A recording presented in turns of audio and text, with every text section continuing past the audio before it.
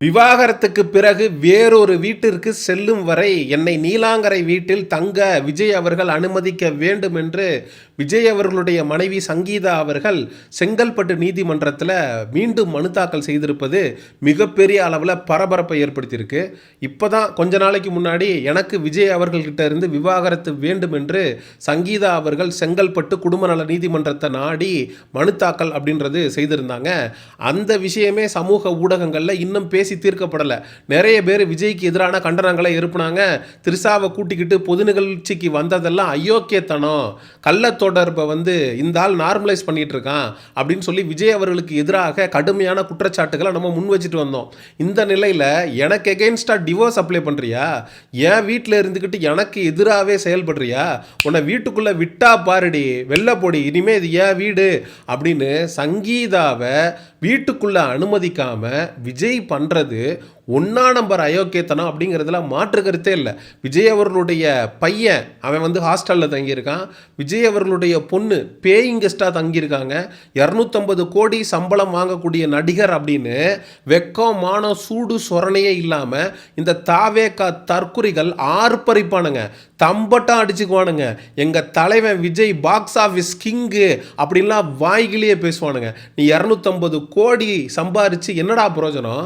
உன்னுடைய மகள் பேயிங் கெஸ்டா இன்னொரு இடத்துல அனாதையா போய் வாழ்ந்துகிட்டு இருக்கா, உன்னுடைய மகன் ஹாஸ்டல்ல தங்கி இருக்கான், உன்னுடைய மனைவி உன்னுடைய வீட்டில் கீழே கிரவுண்ட் ஃப்ளோரில் வசிச்சுட்டு வர்றாங்க. நீ அவங்களுக்கு எந்த சம்மந்தமும் இல்லாமல் ஃபர்ஸ்ட் ஃப்ளோரில் வசிச்சுட்டு வர்ற. நீ விவாகரத்து கொடுக்குற வரைக்கும் அவங்க உன் வீட்டில் தங்கி இருந்துட்டு தான் போகிறாங்களே.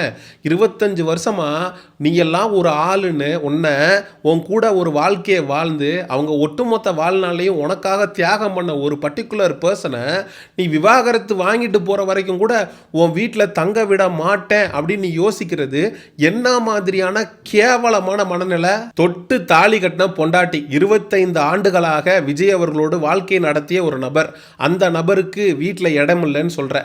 தன்னுடைய மகளையாவது விஜய் தன்னோட வச்சு பார்த்துக்கிட்டாரான்னு கேட்டால் அதுவும் கிடையாது.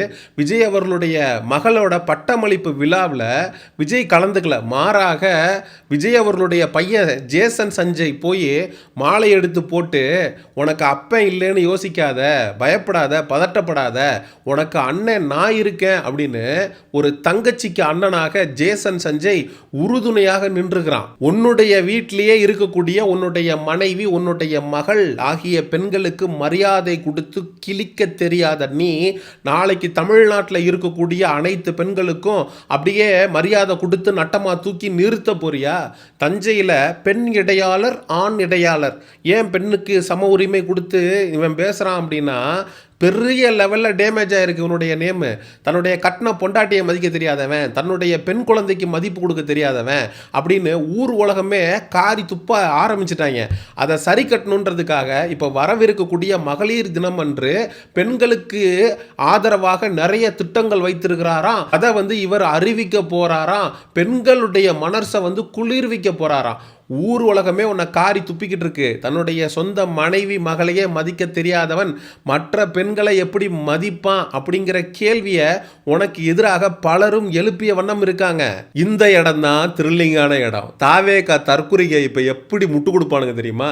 எப்பா சங்கீதா மட்டும்தான் பெண்ணா, விஜய் அவர்களுக்கு குழந்தையா பிறந்தது மட்டும்தான் பெண்ணா, திரிசாவும் பெண் தானே, அவளுக்கும் அச்சம் மடம் நாணம் பயிர்ப்பு இதெல்லாம் இருக்கத்தானே செய்யும். எங்க அண்ணன் திரிசாவை கூடவே வச்சிருக்காருல, அப்பயே தெரியலையா எங்க அண்ணன் பெண்கள் மீது எந்த அளவுக்கு பாசம் வச்சிருக்காரு அப்படின்னு தூக்கிட்டு வந்தாலும் ஆச்சரியப்படுவதற்கில்லை.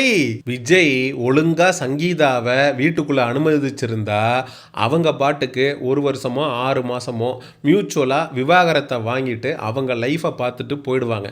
இப்போ நீலாங்கரை வீட்டுக்குள்ள சங்கீதாவை அனுமதிக்காம விஜய் யானை தான் தலையில மண்ணள்ளி போட்டுக்கிட்ட மாதிரி ஒட்டுமொத்தமா நார போறாருங்கிறதுல மாற்று கருத்து இல்லை. ஏன் உங்களை விஜய் வீட்டுக்குள்ள அனுமதிக்கல அப்படின்னு சங்கீதா அவர்கள்ட்ட பத்திரிகையாளர்கள் கேள்வி எழுப்பி சங்கீதா அதற்கு பதில் கொடுத்தாங்க அப்படின்னா, விஜய் ஒரு கட்சி தலைவராக இருந்து 3 வருஷமா கட்சி தொடங்கி இப்போ வரைக்கும் பத்திரிகையாளர்களை சந்திக்காத விஜய் ஒரு பக்கம். இன்னொரு பக்கம் தைரியமாக பத்திரிகையாளரை சந்திச்சு விஜய் என்னென்ன பண்ணாரு, ஏன் என்னை வீட்டுக்குள்ள அனுமதிக்க மாட்றாரு, தன்னுடைய குழந்தைகளாக இருக்கக்கூடிய நபர்களுக்கு விஜய் செய்த துரோகம் என்ன, இது எல்லாத்தையும் சங்கீதா பட்டியலிட்டு விஜய்க்கு எதிராக அடுக்கடுக்க அடுக்கிக்கிட்டே போனாங்க அப்படின்னா வருகிற 2026 தேர்தலில் விஜய் மண்ணை கவ போகிறது உறுதி. மக்கள் ஒவ்வொருத்தனும் காரி துப்ப போவது உறுதி. வடிவேல் ஒரு கிரிக்கெட் மேட்ச்சில் தோத்துருவார் அப்படின்னதும் வடிவேலை சென்டரில் நிற்க வச்சு சுற்றி நின்று 1 2 3 பூ அப்படின்னு காரி துப்பிடுவாங்க. இவ்வளோ எச்சியை எங்கடா ஸ்டாக் வச்சுருந்தீங்க? ஆற்றுல குளிச்சிருக்கேன், சேத்துல குளிச்சிருக்கேன், கம்மாயில் குளிச்சிருக்கேன், கிணத்துல குளிச்சிருக்கேன், எச்சியில் இன்னைக்கு தாண்டா குளிச்சிருக்கேன் அப்படிங்கிற மாதிரி விஜய் அண்ணாவை சென்டரில் நிற்க வச்சு சுற்றி நின்று விஜயோட ரசிகர்கள் தாவேகா தொண்டர்களே துப்பிக்கிட்டு இருக்காங்க. விரைவில் தமிழக மக்களும் விஜயை சென்டரில் நிற்க வச்சு சுற்றி நின்று காரி துப்புவாங்க அப்படிங்கிறதுல நமக்கு எந்த விதமான மாற்று கருத்தும் இல்லை. இந்த ஆள் எந்த அளவுக்கு தற்குறியாக இருந்திருந்தான் அப்படின்னா, தன்னுடைய மனைவி சங்கீதா கிரவுண்ட் ஃப்ளோரில் வசிச்சுட்டு வர்றாங்க, இவன் வந்து ஃபஸ்ட் ஃப்ளோரில் வசிச்சுட்டு வர்றான். தன்னுடைய மனைவி சங்கீதா தனக்கு எதிராக டிவோர்ஸ் அப்ளை பண்ணது டிசம்பர் மாதம். ஆனால் விஜய்க்கு அது எப்போ தெரிய வருது அப்படின்னா, நியூஸு மீடியா எல்லாம் எடுத்து பேசி செங்கல்பட்டு நீதிமன்றத்தில் சங்கீதா விஜய்க்கு எதிராக விவாகரத்து வழக்கை தாக்கல் பண்ணிட்டாங்க அப்படிங்கிற விஷயமே விஜய்க்கு நியூஸ் சேனலை பார்த்து தான் தெரியும். அப்போது தன்னோட வீட்டில் கிரவுண்ட் ஃப்ளோரில் தன்னுடைய மனைவி தனக்கு எதிராக என்ன பண்ணிக்கிட்டு இருக்காங்க அப்படிங்கிற புரிதல் கூட இல்லாத இந்த தற்குறி விஜய் நாளைக்கு 8 கோடி தமிழக மக்களையும் பாதுகாப்பான், தமிழக மக்களுடைய முன்னேற்றத்திற்கு காரணமாக இருப்பான் அப்படின்னு நினைக்கிறத விட ஒரு கேவலமான விஷயம் இல்லவே இல்லை. தன்னுடைய மனைவிக்கு வீட்டில் தங்குவதற்கு அனுமதி இல்லை, தன்னுடைய மகள் பேயிங் கெஸ்டாக காசை கொடுத்து இன்னொரு இடத்துல தங்கியிருக்கா. தன்னுடைய மகளையும் தன்னுடைய மனைவியையும் மதிக்க தெரியாத இந்த தற்குறி விஜய் தமிழ்நாட்டில் இருக்கக்கூடிய பெண்கள் எல்லாம் மதிப்பான் அப்படின்னு நினைக்கிறத விட ஒரு அயோக்கியத்தனம் இருக்குமா? யாருக்கு தெரியும், த்ரிஷாவை தன்னுடைய நீலாங்கரை வீட்டுக்கு கூட்டிகிட்டு வர்றதுக்கு விஜய் ஏதாவது பிளான் பண்ணிட்டாரா என்னவோ. ஏன்னா பொது நிகழ்ச்சிக்கு ஒரே காரில் ஒரே கலர் ட்ரெஸ்ஸை போட்டு த்ரிஷாவை கூட்டிகிட்டு போகிற அளவுக்கு ஆயிடுச்சு. இதுக்கப்புறம் நீலாங்கரை வீட்டுக்கு பனையூர் பங்களாவுக்கு எல்லா இடத்துக்கும் கூட்டிகிட்டு வந்துட வேண்டியதானே. முழுசா நனைஞ்சாச்சு முக்காடு எதுக்கு அப்படின்னு ஆட்டம் போட வேண்டியதானே. நீ பண்ணக்கூடிய அட்டூழியங்களையும் அக்கிரமங்களையும் மக்கள் பார்த்துக்கிட்டு தான் இருக்காங்க. அப்போ த்ரிஷா வந்து உன்னுடைய நீலாங்கரை வீட்டில் தங்குறதுக்கு சங்கீதா இடைஞ்சலா இருப்பாங்க அப்படிங்கிறதுக்காக இப்போ சங்கீதாவை உன்னுடைய வீட்டுக்குள்ளே அலோவ் பண்ண மாட்டியா? எவ்வளோ பெரிய கேவலமான விஷயம். அவங்க என்ன கேட்குறாங்க, டிவோர்ஸ் ஆகி ப்ராப்பராக வந்து மியூச்சுவலாக நான் பிரிகிற வரைக்கும் நாங்கள் இருந்துக்கிறதுக்கு தங்க என்ன அனுமதிங்க அப்படின்னு கோர்ட்டில் முறையிட்டிருக்காங்க. கண்டிப்பாக நீதிமன்றம் சங்கீதா அவர்களுடைய குறையை செவிசாய்த்து அவங்களுக்கான தக்க நீதியை வழங்கணும் அப்படிங்கிறதுல நமக்கு எந்த விதமான மாற்று கருத்தும் இல்லை. நம்ம விஜயை பார்த்து சொல்லணும்னு நினைக்கிறது ஒன்றே ஒன்று மட்டும்தான். நீ சங்கீதாவை ப்ராப்பராக டிவோர்ஸ் பண்ணிவிட்டு அவங்களுக்கு கொடுக்க வேண்டிய செட்டில்மெண்ட்டை கொடுத்துட்டு ஜீவனாம்சத்தை கொடுத்துட்டு உன்னுடைய குழந்தைகள் 2 பேருடைய எதிர்காலத்துக்கு என்ன செய்யணுமோ அதை செஞ்சுட்டு நீ தாராளமாக த்ரிஷா கூட போ.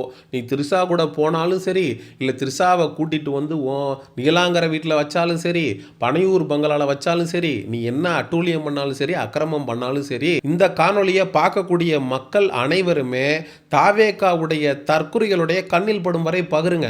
விஜயோட உண்மையான லட்சணம் என்ன அப்படிங்கிறத முதல்ல அவனுங்க தெரிஞ்சுக்கிட்டோம், அதுக்கப்புறம் மக்களும் புரிஞ்சுக்கிட்டோம். விஜயை காரி துப்பி வருகிற 2026 தேர்தலில் தக்க செருப்படியை கொடுத்து த்ரிஷாவுடைய ஓடு, நீ இதுக்கப்புறம் பொது வாழ்க்கைக்கு வந்தேன்னா அவ்வளோதான் அப்படின்னு தக்க பாடத்தை விஜய் அவர்களுக்கு மக்கள் புகட்டணும் அப்படின்னு சொல்லி இந்த காணொலியை நிறைவு செய்கிறேன்.